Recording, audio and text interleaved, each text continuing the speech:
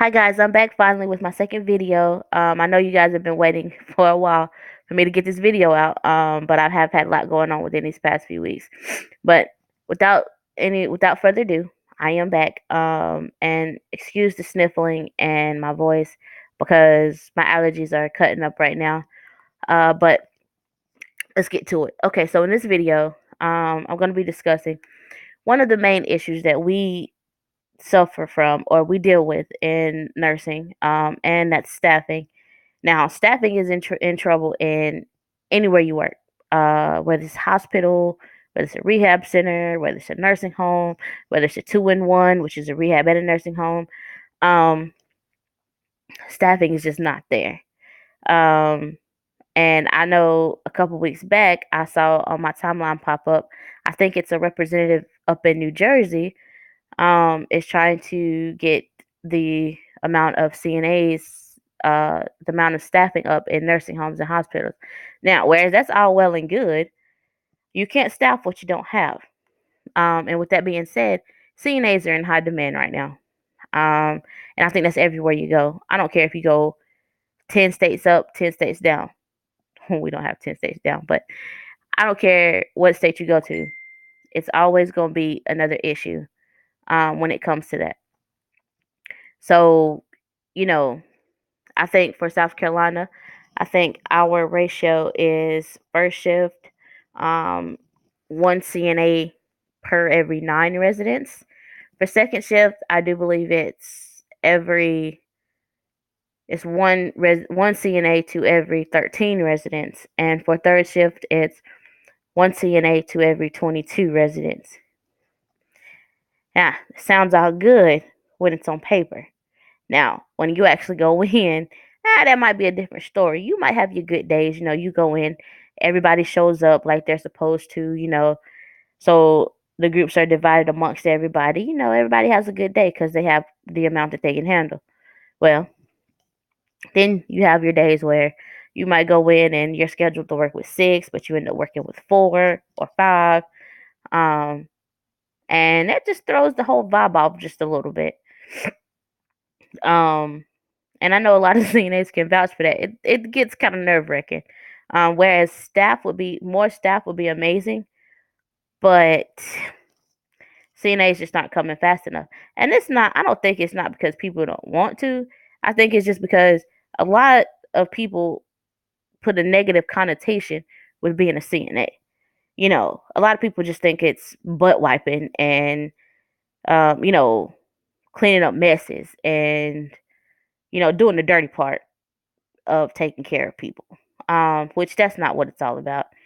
Um, and some of these new CNAs coming in, they're not really knowing what they're coming into. Like they go through the training course, they learn what they need to pass their state and this, that, and the third. But when they hit that floor, they know for a fact that it's something completely different. So, um, one thing about it is, and a lot of nursing homes also, we get so short staffed. You got new people that come in, that need to be trained, but instead of training them properly, we're worried about having to cover other people.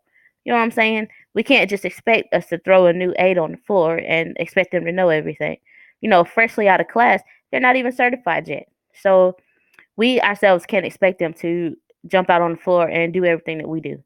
We just can't. Um, and I think sometimes a lot of our new aides kind of feel overwhelmed, especially if they go into a facility that's really short staffed and they're trying to fill those positions. Um, I feel like some of the newer aides get overwhelmed and they just feel like, oh, I can't handle this. This is too much for me.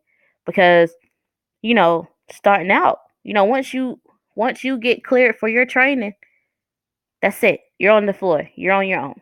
Well, I wouldn't say not on your own because, it's a teamwork thing also, but most of the time you're on your own, you know, and they get so overwhelmed that they don't know how to handle the job, because they learn what's for the books.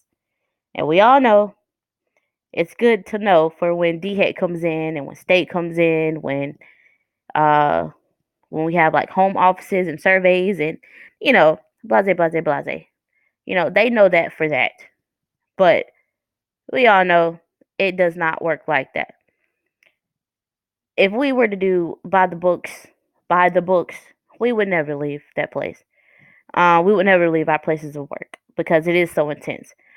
But um, I'm kind of bird walking over all these topics because, like I said, it's so much to be in a CNA. But anyway, back to the topic on hand.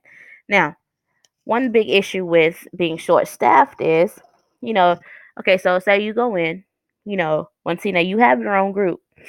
One group that you take care of on a daily basis, their likes, their dislikes, who needs to be up before breakfast, who likes to wait until after breakfast, who will eat, who won't eat, who needs to be assisted with eating, who needs to be up for rehab, for restorative care. All of that about your group. So you kind of work your routine around that. Now, when we're short, we get probably maybe two or three more added on to us. In some cases, maybe more. Um, we get these extras added on to us that, we know about them, but we don't know about them because we're so used to our group. Now, you might have them and their original CNA might do things a whole lot different than what you do them.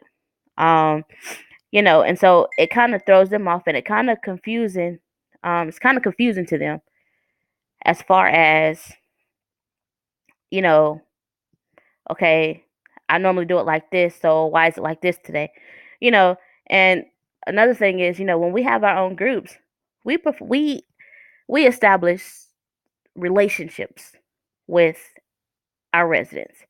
You know, it's our duties, we get to know every single resident that we have.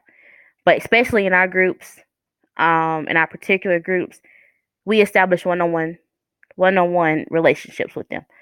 Eh, They tell us not to, but it's not easy. Like you cannot not form a relationship with them. It's just something about them. They get to talking, you get to talking, and y'all just become the best of friends. But anyway, that's a whole nother story for a whole nother block. But anyway, back to what I was saying. Like, like one CNA to that group, they know when they can spend more one-on-one time with their residents. You know, maybe go in and talk, maybe eh, might spend an extra couple extra minutes with their care. Just talking to them or something of that nature. Um, but we know how to do that when we're on our original groups. Now, when we get people added on to us and we have to move into another group, that kind of speeds things up and we don't have that time. So, you got your one resident who you might spend a couple extra minutes on in the morning, or, just to talk to them for a minute. You might not be able to have your conversation with them because you got to, go cover the other ones. And so you got that one resident like, well, what's different about today? Like, those are the kind of things that, you know, they do notice. You know, residents notice whether we want to admit it or not. They pay attention. They see a whole lot that we don't think they see. And so that's why they always tell us be careful what you do around the resident because a lot of them might play crazy like they don't know what's going on, but they do. Um and so, it has an effect on both the resident and the CNA. Now, when it comes to, you know, also with the topic of being short staffed, you have supervisors and nurses wanting us to clock out on our breaks on time. Okay, that might be cool, but when we're short staffed and we have to have people added on to us, that kind of shifts our original routine because you don't know what might happen 15 minutes before you're scheduled to go to break. I know the other day, me personally, I was scheduled to go on break at 11 o'clock. Did I go on break at 11 o'clock? No, ma'am. Because at the last minute, I had to go handle, I had to go handle a resident. Had to go handle an issue um, right before my break. So I didn't end up clocking out until like 11:15. And they get real serious about that type of thing, because they want to make sure that everybody gets their 30-minute break. But you can't just, if your break time is scheduled at 11 o'clock, you have to change somebody at 10:55. You know, you're not gonna be able to clock out exactly at 11 o'clock, because you got you can't just leave a resident just unattended to. Um, you can't leave a resident just laying there in a wet diaper, or a poopy diaper or whatever. You just can't leave them like that. So you have to make sure they're taken care of first. You got to make sure they're safe, and in no way, shape, form, or fashion can they hurt themselves. So I mean, you can't just drop what you're doing and go on break. So that's another downfall to being short staffed. Let's see. Also, you got the new aides that come in, and piggybacking off of what I said just a few minutes ago. You got new aides. You got some people that's on the floor training new aides. But we can't properly train new aides if we are kind of shorthanded, because you know oftentimes we're taking shortcuts on this thing, like so we can get through, you know, and we're trying to tell the trainee everything that we know that they need to know about working, in this field, um, while concentrating on doing what we know we're supposed to do, what needs to be done.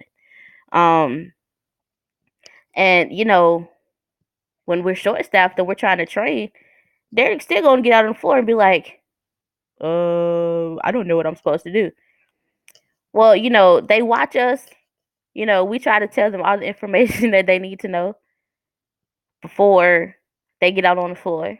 But if we're short staffed, we can't properly train them to do what they need to do. Yeah, like I said, they go through the class, they learn through the class, but every nursing home is different. Every nursing home has their own set of rules. Every nursing home, you know, has different expectations of their aides. And so it, excuse me, y'all, and different procedures, that every nursing home has to go through. So, that's a lot to go through with a trainee. And if we're busy trying to scurry around trying to handle 50,000 people, I mean, come on now. The aide's not getting properly trained, and the resident honestly is not getting properly taken care of. So this goes to show, and first shift,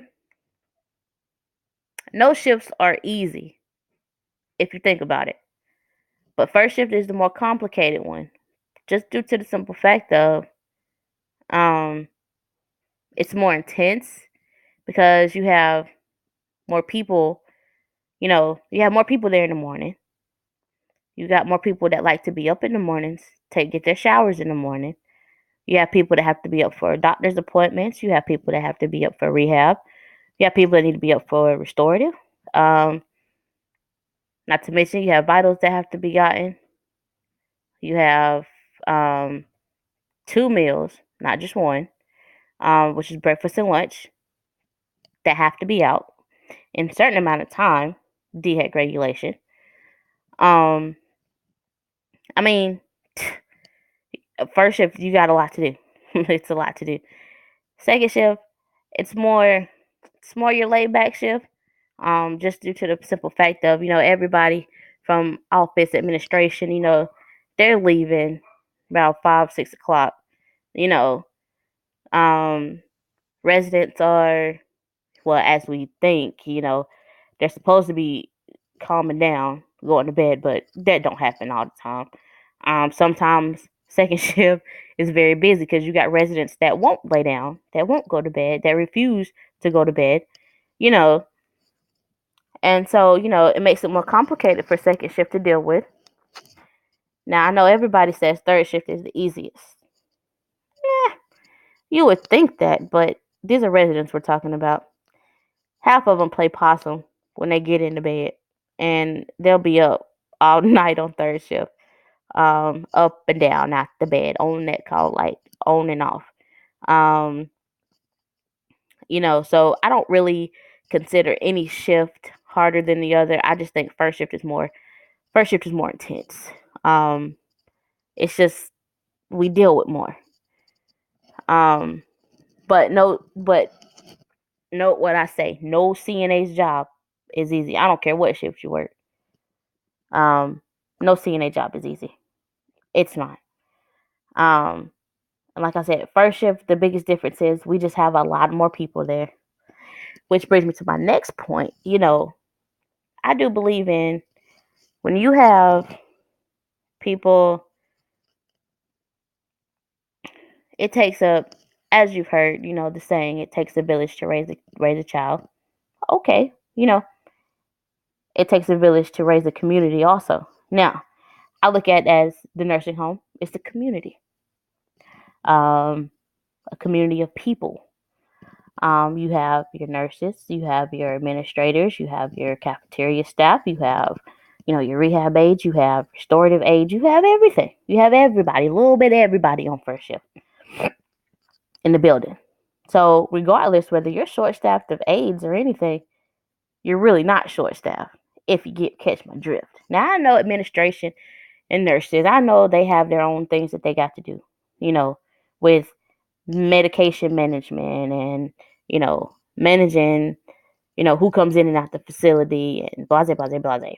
I know they got stuff like that, but excuse me, I've seen it so many times.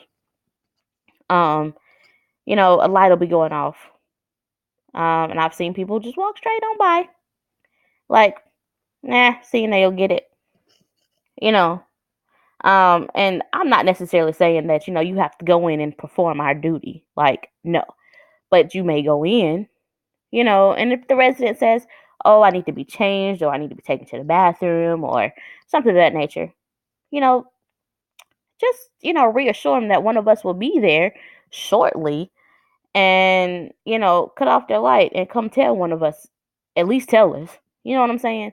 Don't just let the light ding and don't just let us know, because if you go out, if one of the other people that's not an aide, if they answer the light, but they don't come tell us,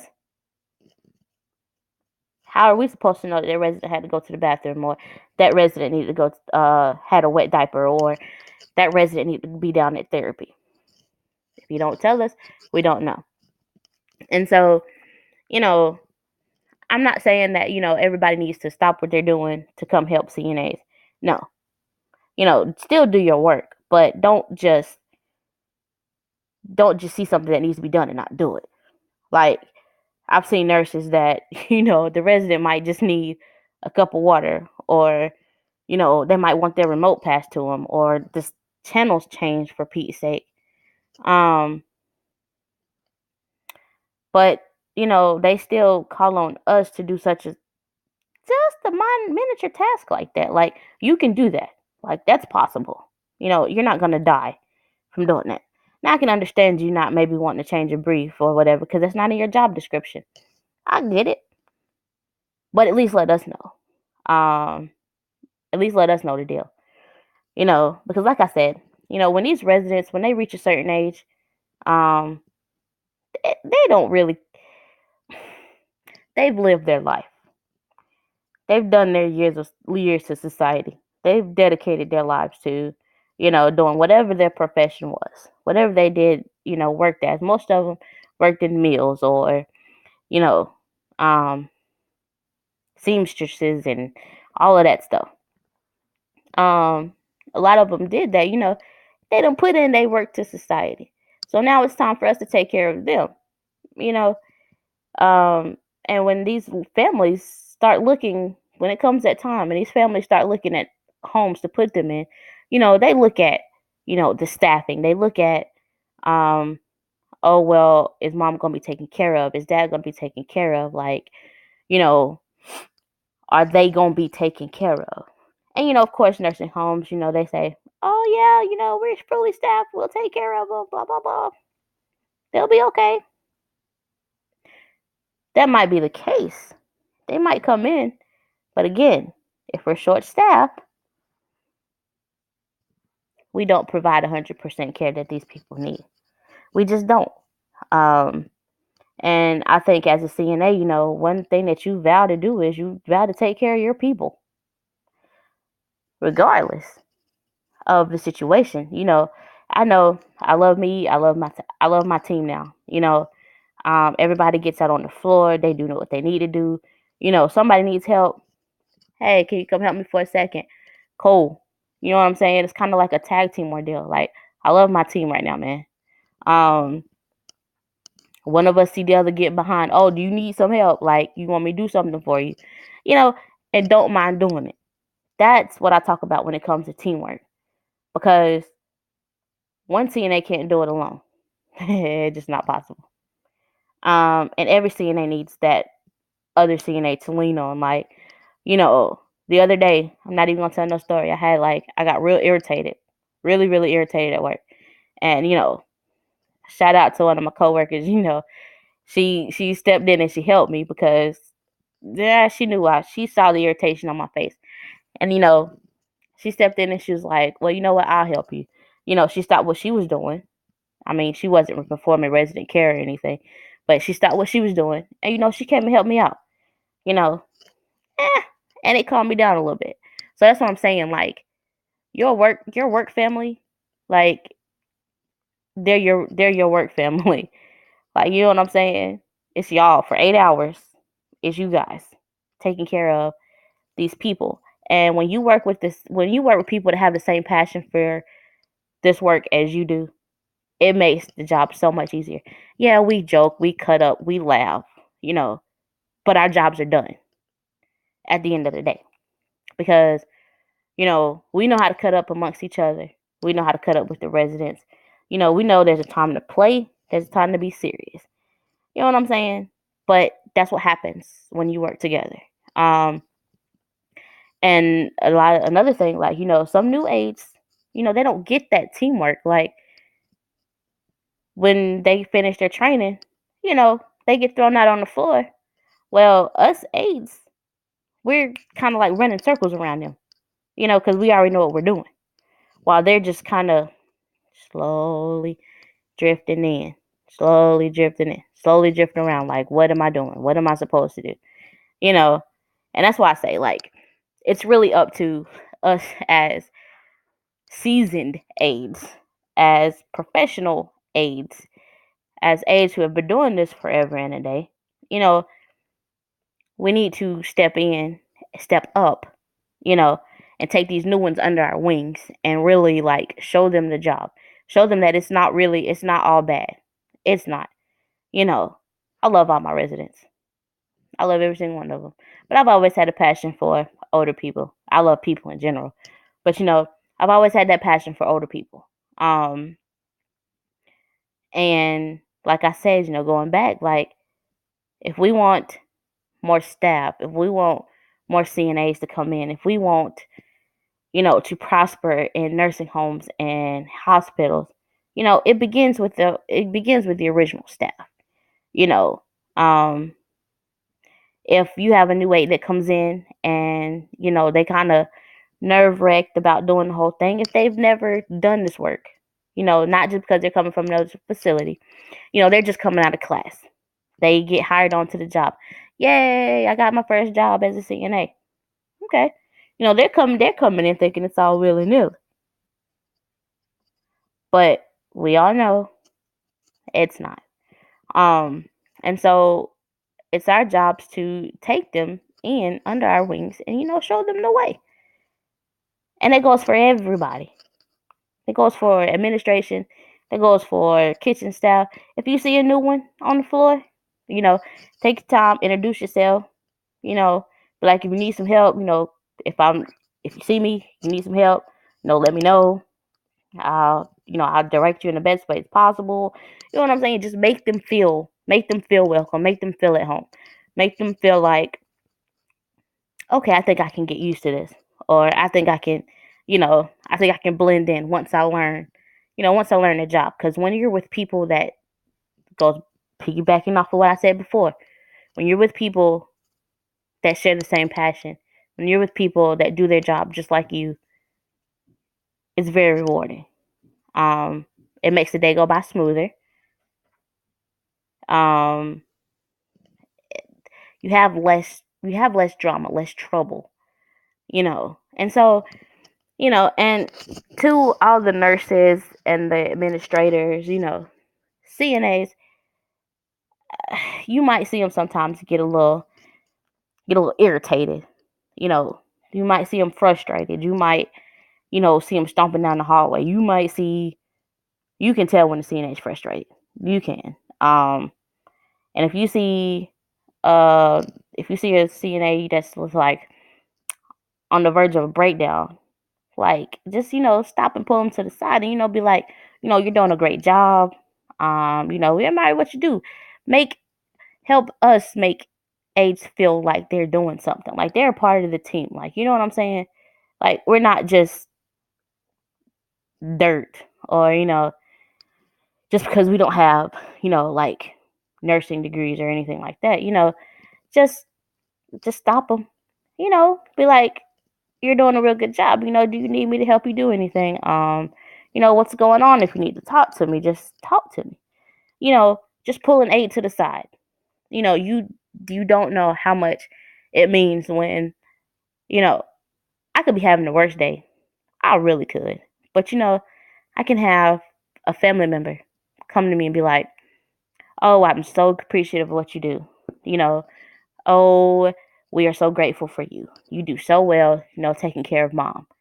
You know, I don't know about you guys, but that makes me feel pretty good. You know, it's like I'm making a difference in this person's life. Regardless. No, it seems like they're not going anywhere. You know what I'm saying? But at the same time, that's a lot that all of them want. Now I'm gonna close on this. Um, the other day, I went into a residence room. Um, we were having a bit of a difficulty because this particular resident was trying to climb out of the bed. Um, nah, he can't really climb out of the bed because he has no leg. He has no left leg. Um, and so you know we as CNAs can't really transfer him without the therapist being there, or without him being cleared to be transferred the proper way. And he was just real antsy, just wanting to get out the bed. So, we had a fairly new aide um try to coax him into getting back in the bed. He wouldn't do it. We had the nurse try to do it. He wouldn't do it. So, and I'm not bragging on my skills. I am another CNA. You know what I'm saying? Um, I do the exact same thing other aides do. You know what I'm saying? But I go in and I explain to him, you know, we have to wait until therapy clears you. We have to wait until therapy trains us on how to transfer you from the bed to the wheelchair, because that hurt, like he's in pain, and us as CNAs and nurses, like we could get in some serious trouble if something were to happen to him and he's not authorized to be getting up and we're not authorized to be transferring him. So, I had to nicely explain it to him. But minus all of that, like after everybody was leaving, I was getting ready to walk out the room. He stopped me, he pulled me by my arm and he stopped me and he said, "You know what I missed the most?" And I had to stop myself because he kind of tugged at my heart a little bit. And he said, "I miss just having somebody to talk to." And it kind of struck me because us as aides, sometimes and nurses, we just get so wrapped up in trying to make sure everybody's taken care of, that everybody has what they need, the nurses have their vitals, the ones that have to be in therapy are in therapy. But, we oftentimes neglect the ones that are in their right minds, you know, but they just want somebody to talk to, somebody that's going to sit down and listen to them. So me, what did I do? That day I stayed there, I think an extra like 5 or 10 minutes. Um, and just sat there and talked to him. Got a good insight on his past too, you know. But after that, he was fine. We had no other issues out of him for the rest of the day. The rest of my shift, that is. I'm not sure how he did on second, but that just goes to show, you know, we do need staff. We do need aides. So if you know anybody that's interested in being a CNA, like, not even, they don't have to come work where you work. Just try to, explain the job to them, and just let them know, it's not what everybody says it is, because it's very rewarding at the end of the day. I might be dirt tired, but at the end of the day, you have your residents that say, thank you so much. I love you.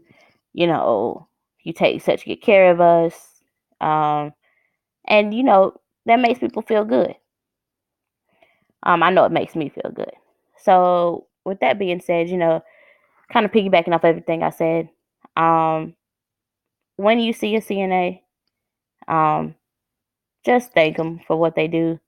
You know, if if you work in a hospital, work in a nursing home, you see them racing back and forth or whatever, just show some type of appreciation to them. Let them know that they are just as much a part of the team as everybody else. Especially these new ones coming in.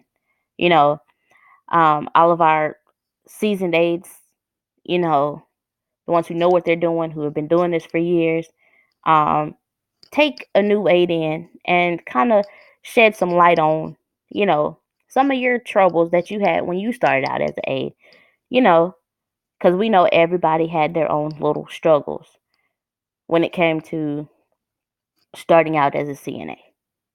And so, take them to the side, be like, you know, get them talking. Like, well, how did you get into this? Or, what do you like most about the job? You know, get to know the aide. Because, like I said, I think that's why a lot of new ones are leaving, because they're overwhelmed because they don't know the job. They get overwhelmed because we are so understaffed, and they just don't know what to do. And, sometimes us seasoned age, we already know what we're doing. We oftentimes just get on the floor and start going, start moving, not thinking that, okay, we have somebody new, you know, yeah, she's got to be trained too. She needs to know what's going on and how we operate and how we do things, because we're trying to get our own stuff done. But I encourage all aides, reach out to another aide. Even if y'all both have been doing this for like 10 years, you always learn something from the next person. Sit, talks amongst yourselves. And like I said, I love my team. I love my first shift team. I love my second shift team. Even my third shift team, even though I really don't know most of them, but love my third shift team too. But, just get to know your aides. That includes administration, that includes nurses, that includes rehab, that includes everybody that works in that facility needs to know everybody. Because like I said, your community, at the end of the day, it's not about who has what resident. Um it's not about how many residents a CNA is supposed to have. At the end of the day, it's about that resident. It's about that resident being taken care of. It's about that resident, us doing our job that we know how to do. And that's caring for people. That's taking care, making sure they receive 100% care, the care that they deserve. Doesn't matter about all the extra, like the politics and stuff. Yeah, everybody knows CNAs are needed. Everybody knows hospitals and nursing homes need to be more staffed. We get that. That's a given. But until that happens, these nursing homes, these hospitals have to work together to make sure that these residents are still receiving the proper treatment that they need. Um, and without further ado, that concludes this video. I could go on and on, but we're just gonna stop that video right here. But for my next video, I want to know my current CNAs, past CNAs, future CNAs. Just let me know.